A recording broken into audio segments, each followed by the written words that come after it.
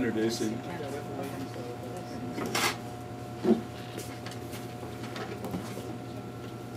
This is Michael Schwartz. Good evening, everybody. Pioneer in the industry for 33 years. He wrote this book. This is his most recent book that he wrote. And he's going to talk about cleansing and detoxing. And hopefully you'll talk about the book too. Hopefully. How is everybody? Great. Here's how I work. We're going to talk about this evening. Lauren told me we're going to be talking about detoxifying. But as I'm going through things, if a question comes to mind, do not hesitate to ask. For two reasons. Number one, I don't remember everything I know. I have senior moments from time to time. Some of you young people can relate to that. The other thing is I do work a lot better from questions than I do just off the cuff. But let us begin with the diet, and that's where it'll all begin. And since you're all part of the organic club, I'm going to assume, and we all know about assumptions, but I'm going to assume that all of you are eating organically. And if you're not, you should be. Because as we go through the process of detoxification and cleansing, because although a lot of consumers think they're the same, they are not. Detoxification is a biochemical transaction. It requires zinc, iron, manganese, molybdenum. You've got an ongoing detoxification process as we speak. Because every cell eats, breathes, drinks, processes, and has waste. Where is that waste? In your bloodstream. If your body did not have an ongoing detoxification process, you would become septic and die. Cleansing, on the other hand, is a muscular transaction. You perspirate, you respirate, you urinate, you defecate. All of those are controlled by muscles. So you have two different transactions taking place that are designed to keep you in incredible health.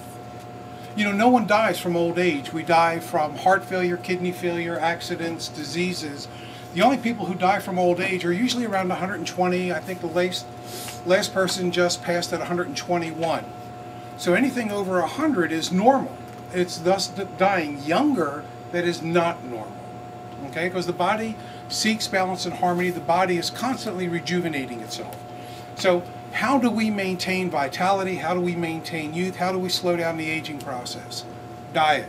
Here is the ideal diet, and then I'll give you what's real.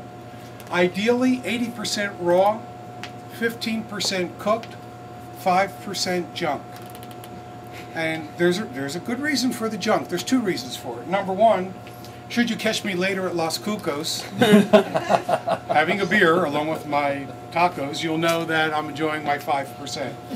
The other thing, and the real issue, is if you have significant others or children that you want to get into a good, healthy diet, if you impose too much, they're going to resent it, they're going to resist it, they're going to go out, they're going to get their 5% or maybe 15 or 20, and they're going to feel guilty about it. So everything that you're trying to do in a good way will be undermined by not allowing that 5%. So here's what's real. Ideally, you could do up to 50 to 60% raw, 30% cooked, 10-15% junk. Now, when I talk about raw foods, obviously almost everything that you can conceive of except maybe potatoes, you could eat raw. And actually, if you had arthritis, you could take a small potato, cut it into quarters, drop it in a glass of water, soak it overnight, drink the water in the morning, and that is an old, very old European cure for arthritis. So that's what you can do with potatoes, but not eat them raw. When it comes to cooked food, if you're going to eat meat, you want to get free-range critters that are organically fed. When it comes to fowl, you want to do you want to do turkey over chicken, and again, free-range, organically fed. When it comes to seafood, go back to Deuteronomy, Leviticus, deep-sea fish with scales. You don't want to eat any shellfish. Pardon? Fins and scales. Fins and scales. And you don't want to eat shellfish, and you don't want to eat any freshwater fish. And when you go to a restaurant and they are offering you Atlantic salmon, ask them, where is it coming from? Is it farm raised? Farm raised fish is more toxic than wild caught. So you always want to get wild caught You want to try to avoid farm raised, and you want to try to avoid freshwater fish. Here's why. Okay? You probably all know this differently from a plant perspective and working with soil. But whatever it is that you eat, breathe, drink, or apply to your skin, which is why I tell women if you're going to use makeup, you should be able to eat it out of the jar or drink it out of the jar. You know why? Because you're eating it anyway. Whatever you apply to your skin is going into your blood. And right now, as we're speaking and listening, you have 1 billion transactions taking place. You have cells that are dividing into daughter cells. Where's the building material coming from? Your bloodstream, your diet. So whatever's in your bloodstream, your body is going to use to make the 2 daughter cells. You all know Murphy's Law. If something can go wrong, it will. So conversationally, we've got 1 billion transactions going on. I'm going to venture to say 100 million of them are going to be corrupted by the toxins, okay? Which is really not that many when you think about you've got 50 to 100 trillion cells, so what's 100 million? Drop in the bucket. But here's the catch-22. The toxin can do one of 3 things to the cell. It can corrupt the cell, in which case what it will do is damage the DNA. Now that the DNA is damaged, the cell the cell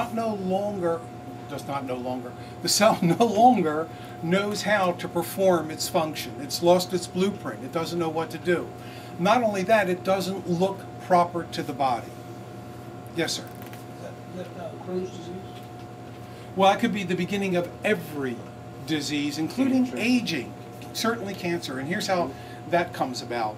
But every single disease begins, and even the aging process itself, begins with the corruption of one single cell.